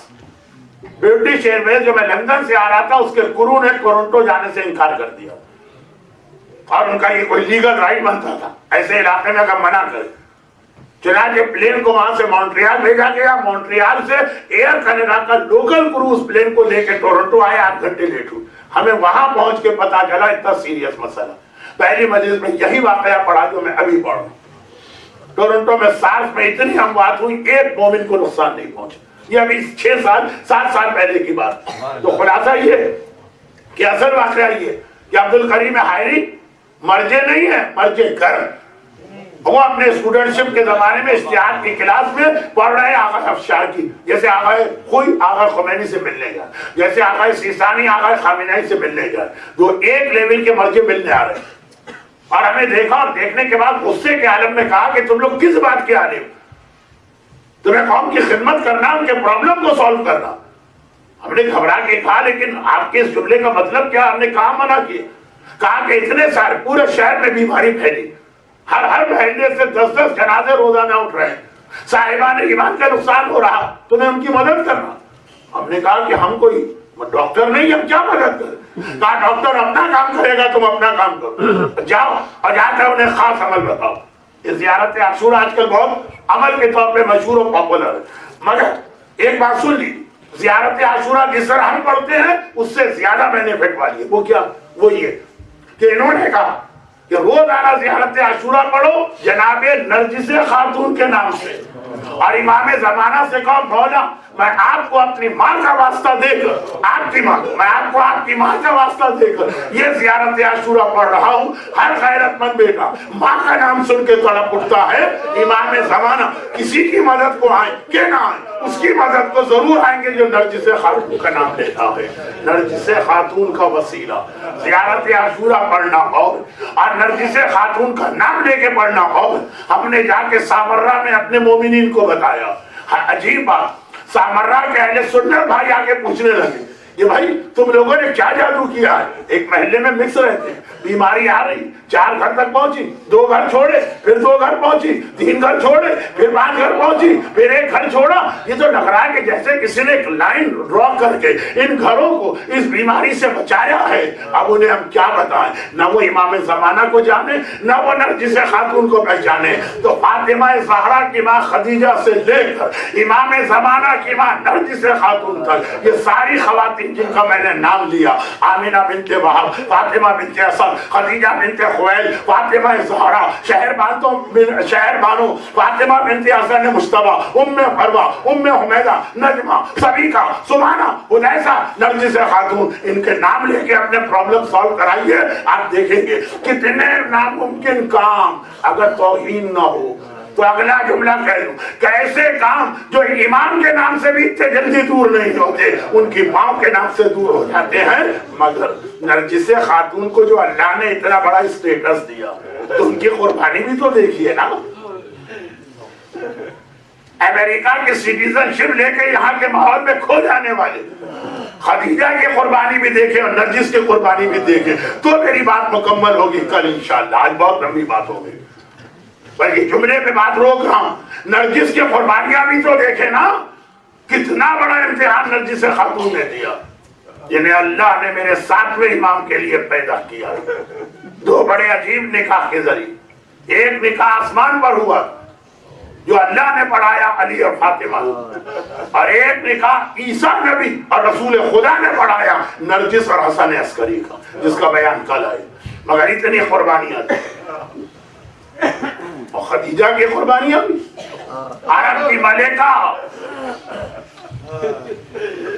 احسان کے اسلام پہ سب کے احسانات کا رسول کہتے میں نے بدلہ دے دیا۔ خدیجہ کے احسان کا بدلہ نہیں دے سکتے. ایک جملہ اور سن، ازواج رسول اس میں خاص طور پہ حضرت عائشہ کا جملہ ہے. رسول رحمت للعالمین، رسول صاحب خلق عظیم. بہت لمبی آپ کی مجلس ہو گئی، بہت معذرت، بس آخری جملے میں سائد پر آ رہا ہوں. رسول بہت نرم دل ہے، یہ قرآن کہہ رہا ہے، لیکن ایسا اس کو غصہ نہیں آتا. جب آتا ہے تو پھر یہ غصہ جو ہے ایسے آدمی کا جسے کبھی غصہ نہ، اس کا غصہ اس کا جلال. ازواج رسول کہتی ہیں کہ رسول کو غصہ بہت کم آتا، لیکن جب آتا ہم میں سے کسی کی ہمت نہیں تھی رسول کے سامنے جانے کی.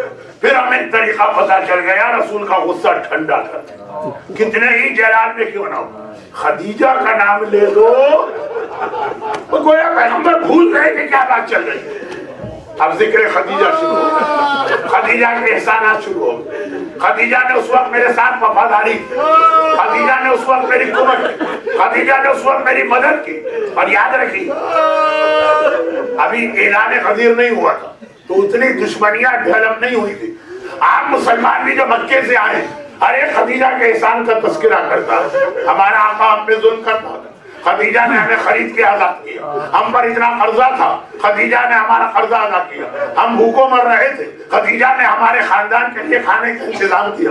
ہماری بیٹی کی شادی نہیں ہو پا رہی تھی، خدیجہ ہر مکے والا خدیجہ کا احسان بتا رہا. تو جو لوگ نئے مسلمان ہوئے اور یہ زیادہ ہو گئے، خدیجہ کا نام سن رہے ہیں، خدیجہ کا نام سن رہے ہیں. خدیجہ کا نام غلام بلال سے لے کر آقا رسول اسلام تک خدیجہ کی تعریف ہر ایک کر رہا ہے. یہ مسلمان طرف کے آتے تھے نئے مسلمان. یا رسول اللہ، ہم نے اپنی ماں خدیجہ کو نہیں دیکھا ہے مگر اتنا ذکر سنا ہے، اتنا ذکر سنا ہے. ارے ہم کیسے خدیجہ کی زیارت کریں، ہم خدیجہ کے احسان کا بدلہ کیسے دیں. پیغمبر نے کہا ٹھہر جاؤ، اللہ کو انتظام کرے گا. ایک صبح کو پیغمبر مسجد میں اس حالت میں داخل ہوئے کہ گود میں ایک بچی کو لے کے آ رہے ہیں اور کہہ رہے ہیں اللہ نے ابھی میری فاطمہ کے ذریعے مجھے یہ بیٹی عطا کی ہے جو اتنا علی سے مشابہ ہے کہ میں نے اس کا نام ہی زینب رکھ دیا ہے، جو باپ کی زینت ہے، جو باپ کی زینت ہے. میں نے اس کا نام ہی زینب رکھا. اور یہ میری بیٹی حاضری مسیل و خدیجہ، یہ خدیجہ کی طرح ہے جو اللہ نے مجھے دی ہے، اسے دیکھو اور خدیجہ کو یاد کرو. گویا پیغمبر یہ بتا رہے ہیں کہ خدیجہ کے جتنے احسانات ہیں اگر ان کا حق ادا کرنا ہے زینب کی خدمت کرو. لیکن نہیں، شاید یہ بھی بتا رہے ہیں، شاید یہ بھی بتا رہے ہیں کتنا ہی بے غیرت بیٹا ہوگا، کتنا ہی بے حیا بیٹا ہوگا، کتنا ہی ظالم بیٹا ہوگا، چلے ماں پہ توجہ بھی نہ دے لیکن ماں پہ ظلم کوئی نہیں کرے گا. یہ زینب خدیجہ جیسی ہے. اب اس کی چادر چھیننا ایسا ہے جیسے تم نے خدیجہ کے سر سے چادر چھینی. اس کے بازو میں رسی باندھنا ایسا جیسے تم نے اپنی ماں خدیجہ کے بازو میں رسی باندھا. اسے بازاروں اور درباروں میں لے جانا ایسا ہے جیسے تم اپنی ماں کو بازاروں اور درباروں میں لے گئے. پیغمبر کو یہ یاد دلا رہے اور امت نے زینب کے ساتھ کیا کیا. کل کی رات، آنے والی کل کی رات زینب کی مدینہ واپس آنے کے مسائل پڑھے جائیں گے. کل کی رات زینب کی مدینہ آمد ہے. مگر ایک جملہ ابھی سے سن لیجیے، جب زینب مدینہ آئی تو مدینے کی عورتوں نے اور مدینے کے مردوں نے تو ایسی چیزیں دیکھی اور سنی کہ حیران ہو کے سوال کر رہے ہیں کیسے ہو گیا. جب زینب مدینے سے گئی تھی، جب زینب مدینے سے گئی تھی اور جب زینب مدینے سے آئی، ایک چیز تو یہ دیکھی کہ سارا سر زخمی ہے اور سارے بال خون سے سرخ ہیں. اور دوسری چیز زینب کا چہرہ زخمی ہے، زینب کے چہرے کی کھال کٹی ہوئی ہے، زینب کے چہرے پہ بھی ایک زخم ہے. اور یہ زخم جہاں سے مجلس کے آغاز میں مختار نامہ پڑھا گیا وہیں پہ لا کے مجلس ختم کروں. یہ زخم کہاں سے آیا یہ مختار نامے میں پتا چلا. جب غولی کو گرفتار کر کے لایا گیا تو مختار نے پوچھا یہ بتا کربلا میں تو نے کیا کیا تھا. غولی نے کہا اے حاکم میں شام غریبہ ذرا دیر سے آیا، میرے ساتھی پہلے جا کے مال و اسباب لوٹ چکے تھے. جب میں اہل بیت کے قریب گیا میں نے دیکھا سارا سامان لوٹ لیا گیا. میرے لیے کچھ نہیں ہے. میں گھبرا گیا, کیا میں خالی ہاتھ جاؤں گا؟ میری نگاہ پڑی ایک ننھی سی بچی کے کان میں بہت ہی معمولی سے گوشوارے. اور جب کوئی یہ گوشوارے چھیننے جاتا, بچی جلدی سے گوشوارے چھپا لیتی اور کہتی ہے میرا بابا تو چلا گیا, یہ اس کی یادگار و تحفہ ہے, اسے میرے پاس چھوڑ دے. اتنے معمولی گوشوارے یہ بچی کی فریاد سن کے ہر ایک چھوڑ دیتا. میں نے سوچا میں اپنا نقصان کیوں کروں, میں آگے بڑھا. میں نے بچی کے گوشواروں کی جانب ہاتھ بڑھایا. ادھر میں نے گوشوارہ چھیننا چاہا, بچی نے دونوں ہاتھوں سے گوشوارے بچانا چاہے. میں نے دیکھا دیر ہو گئی, میں نے گوشوارے کھولے بھی نہیں, ہاتھ ڈال کے اس طرح سے کھینچے. بچی کے دونوں کان کٹ گئے, خون جاری ہوا.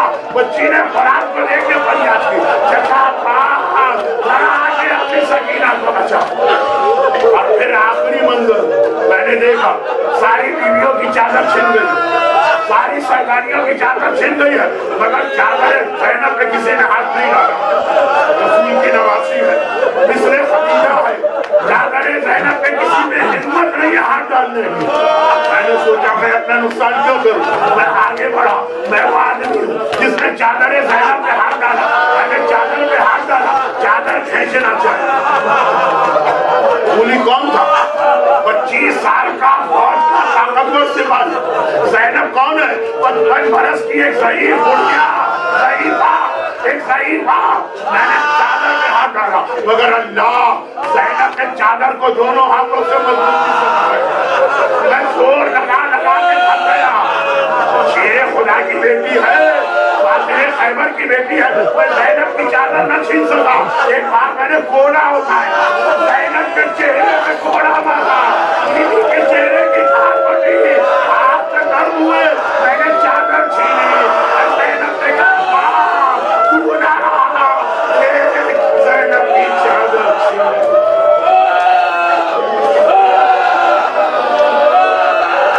خدا بندہ اپنی اپنی عاشق شریفۃ الحسین ام المصائب ثانیہ زہرا مثل خدیجہ زینب کبریٰ کے مصائب کا واسطہ. زینب مدینے جا رہی ہے, سرخ بالوں کے ساتھ جو بچوں کے خون میں رنگین ہیں, اور چہرے کے زخم کے ساتھ جو چادر کو بچانے کے لیے چہرے پہ زخم آیا. مصائب کا واسطہ جتنے مومنین و مومنات آج کے مجلس میں انہیں حرامت و پریشانی سے محفوظ کر رہا, ان لوگوں کی حاجتیں صفحے اللہ پہ کھڑے ہونے سے پہلے قبول کر دے. خدا بندہ دنیا بھر کے ظالم کو نیز کو نابود کرنا, خصوصاً پاکستان, بحرین, افغانستان, عراق اور سعودی عرب کے ظالموں کو نیز کو نابود کرنا. ہمارے تمام قومی خاص طور پر آج کے مولویوں کے خاندان کو آج اتنی میں ہمارے خدا بندہ ان مظالم کے انتقام کے لیے امام زمانہ کے ظہور میں